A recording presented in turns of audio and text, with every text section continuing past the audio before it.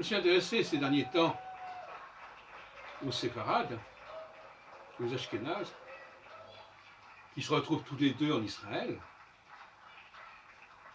Et en principe, on pourrait penser que les séfarades sont plus à leur place en Israël que les ashkénazes, puisqu'ils vont vivre dans un environnement arabe qui est celui où leurs ancêtres ont vécu très longtemps. Or, paradoxalement, ce sont les ashkénazes qui ont été les pères fondateurs de cet État, même de ce foyer juif. Et en revanche, les séfarades ont été considérés comme une pièce rapportée. Voilà un grand paradoxe.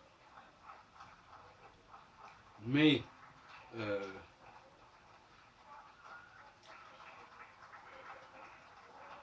j'ai déjà raconté que avant l'expérience de Herzl,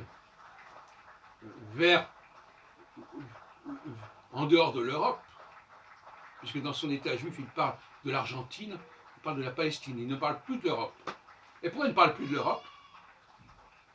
Alors qu'il y avait des territoires ottomans ou sortis de l'Empire ottoman qui étaient en Europe, comme la Roumanie. Pourquoi aller s'installer dans des régions aussi étrangères? Moi-même, ma famille maternelle a vécu au début du XXe siècle une expérience en Argentine. L'Argentine qui était un projet du baron de Hirsch, colonisation du baron de Hirsch. Bon.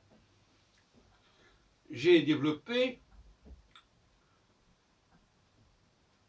je crois même que j'en ai fait un exposé au congrès à l'un des congrès juifs mondiaux à Jérusalem, vous pouvez trouver là-dessus.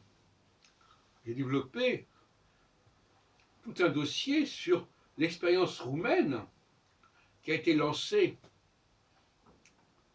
après le congrès de Berlin de 1878,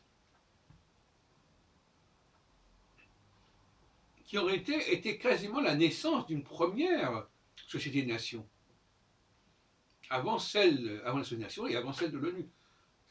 C'est la première, de la même façon que la guerre de 70 est un peu oubliée par rapport à la Première et la Deuxième Guerre mondiale.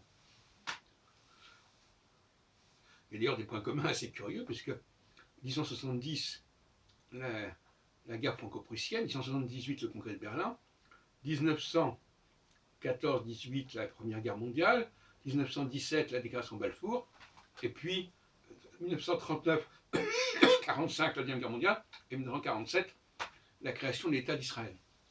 Donc, il y a un parallèle assez étrange que je vous signale. Et par conséquent, les Ashkénazes n'auraient jamais dû aller aussi loin. Les Russes, puisque c'est surtout des Russes qui sont... la Roumanie était très proche de la Russie. Ils auraient dû rester dans le champ chrétien, dans lequel leur population avait vécu pendant des siècles.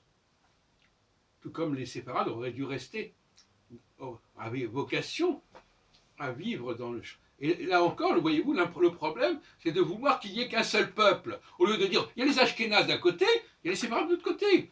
Chacun doit trouver son État. Un État séfarade dans le monde arabe, un État ashkénaze dans le monde chrétien. C'est souvent en voulant tout mélanger qu'on crée de la confusion, bien évidemment.